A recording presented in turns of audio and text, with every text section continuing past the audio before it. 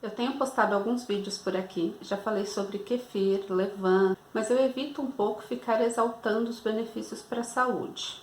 Primeiro porque a alimentação saudável deve priorizar legumes, verduras, frutas, grãos, cereais, de preferência integrais, e tudo aquilo que eu já falei no vídeo sobre o guia alimentar. E segundo porque, para mim, se é para você inserir na sua rotina alimentar algo que não faz parte da sua cultura, o mais importante é que você goste do sabor. Então a minha intenção é apresentar e fazer isso da forma mais genuína possível, com informações que ajudem de fato quem tem interesse em experimentar. Então hoje, kombucha. Primeiro, vamos entender o que é chá. Existe apenas uma espécie de chá, que é a Camellia sinensis. É uma espécie asiática já bem adaptada e cultivada no Brasil. E de acordo com o processamento, essa espécie dá origem ao chá verde, chá preto, chá branco e outras variáveis. As demais espécies a gente chama de infusões. E no grupo das infusões entram todas as outras: hibisco, mate, camomila, erva doce, boldo. Enfim, dá para fazer infusões de diversas coisas e se você quiser chamar isso de chá também, não tem problema. Os chás e as infusões são diuréticos, assim como a água também é, mas cada um deles acaba tendo as suas particularidades, seja por melhorar a digestão, auxiliar no controle da pressão sanguínea, no controle dos níveis de colesterol e por aí vai. A gente obtém kombucha a partir da fermentação do chá adoçado. Pode ser o chá verde, chá preto ou alguma outra variante. Essa fermentação é feita por bactérias e leveduras que são benéficas para a nossa flora intestinal e, portanto, são chamadas de probióticas. Esses micro-organismos formam uma placa gelatinosa que ganhou o nome de SCOBY. SCOBY, que eu já ouvi também SCOBY ou SCOBY, nada mais é do que uma sigla em inglês que significa cultura simbiótica de bactéria e levedura. Existem grupos nas redes sociais onde você pode conseguir uma doação dessa cultura e você pode criar uma cultura a partir de um kombucha industrializado que você mistura com chá adoçado e vai acompanhando. É importante dizer que, como tudo na cozinha, deve-se ter muita higiene para manipular, para não ter o risco de contaminar, embolorar e perder tudo. Existem muitos vídeos na internet ensinando como cuidar, mas é importante buscar fontes confiáveis e a partir daí ir fazendo testes para ver o que funciona melhor para você. Eu já estou paramentada.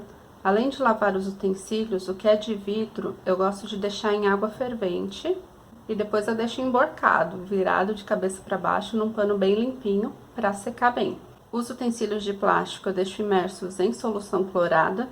E as mãos, além de lavar, eu também esterilizo com álcool 70%. O 70% é o ideal porque ele evapora no tempo certo e garante a eliminação dos micro-organismos. Se você tiver um álcool 98%, por exemplo, ele evapora muito rápido e não dá tempo de matar tudo que precisa. O chá eu compro a granel na zona cerealista. Então aqui eu tenho chá branco, chá verde e chá preto. Todos da mesma espécie que a Camellia sinensis. Para 1 litro de água, a gente vai usar de 5 a 10 gramas de chá. Eu vou fazer com 5 gramas do chá verde. A água começou a levantar as bolinhas de fervura, eu posso já desligar e acrescentar o chá. Vou tampar e deixar 5 minutos em infusão. Você pode passar o chá por uma peneira, ou se você estiver utilizando o chá em sachê, nem é necessário.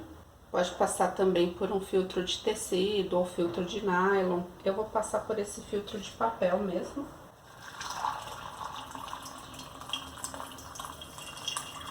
O açúcar é o que vai servir de alimento para os micro-organismos se multiplicarem e fazerem a fermentação. A gente utiliza de 50 a 100 gramas de açúcar. Eu gosto de trabalhar com 50 gramas, que são 5 colheres de sopa rasas. 50 gramas já é suficiente para eles se alimentarem bem. Se você gostar de uma bebida mais adocicada, aí pode colocar mais. Vai fazendo o teste de acordo com o seu paladar. Eu estou usando o açúcar orgânico Demerara, mas pode ser o açúcar refinado também.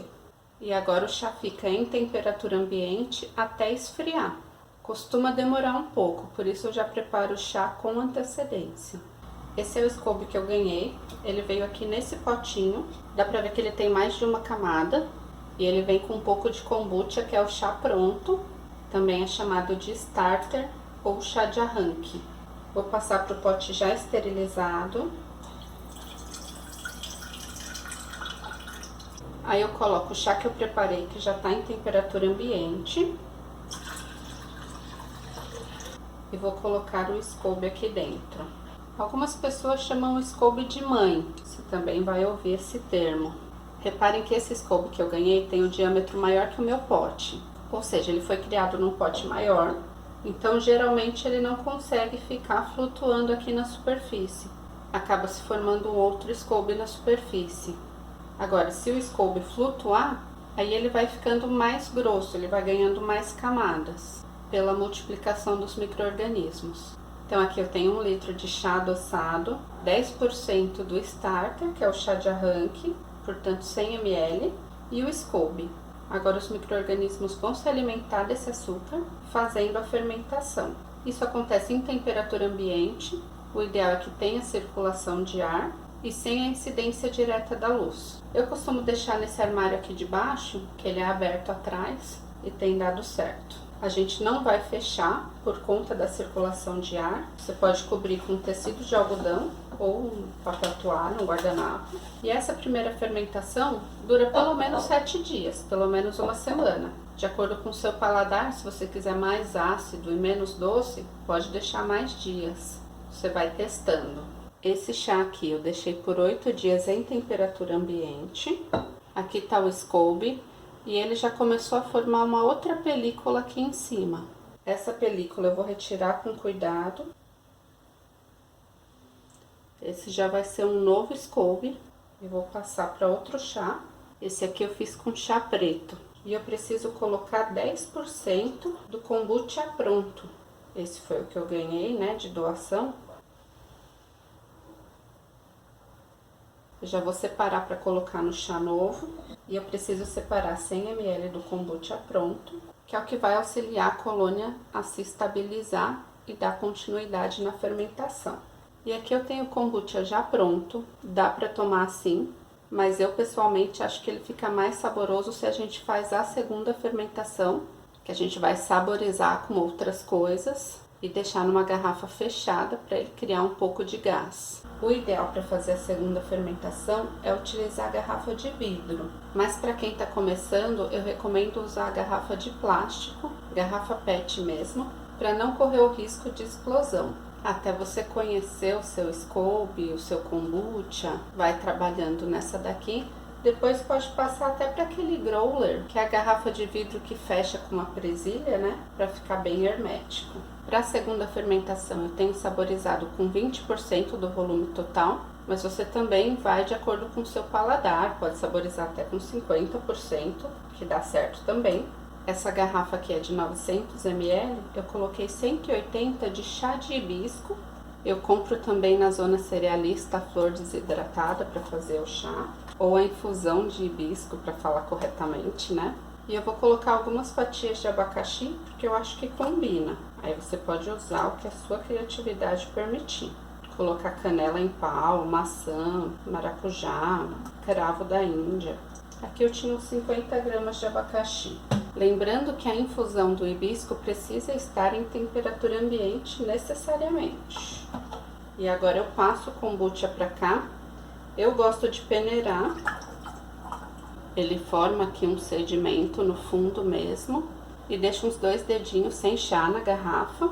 Fecho bem e vai ficar em temperatura ambiente. A garrafa de plástico ela tem uma flexibilidade. Quando a fermentação já estiver feita, você vai perceber que a garrafa vai estar bem mais dura. E aí já pode colocar na geladeira para consumir. E o que sobrou aqui eu vou passar para uma outra garrafa. Essa daqui eu coloquei suco de uva integral em temperatura ambiente. E vou colocar um pedacinho de gengibre. Deixo também uns 2 dedinhos. Se você preferir, você pode apertar a garrafa e fechar. Também é uma outra forma de visualizar se a fermentação aconteceu. Então fica em temperatura ambiente, vou deixar dentro do meu armário também. E o pote eu vou lavar e esterilizar para um novo chá. Depois de algumas semanas produzindo kombucha, novos scoobies começam a ser formados. Você pode armazenar esses scoobies no que a gente chama de hotel.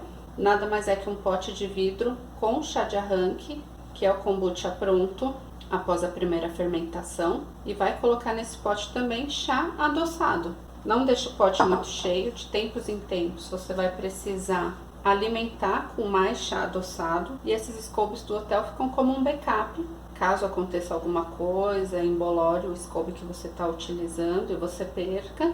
E também quando alguém solicitar uma doação, você retira o scooby do hotel com um pouquinho do líquido, que é o chá de arranque, que vai servir para a pessoa começar a sua produção. Eu deixei na temperatura ambiente a segunda fermentação por 1 dia e meio. Comecei ontem de manhã e agora à noite a garrafa maior já está com bastante resistência para apertar. Então já teve produção de gás aqui dentro. E a garrafa menor, que eu tinha apertado para retirar o ar, já foi completamente preenchida. Eu deixei por 1 hora na geladeira e agora vamos provar.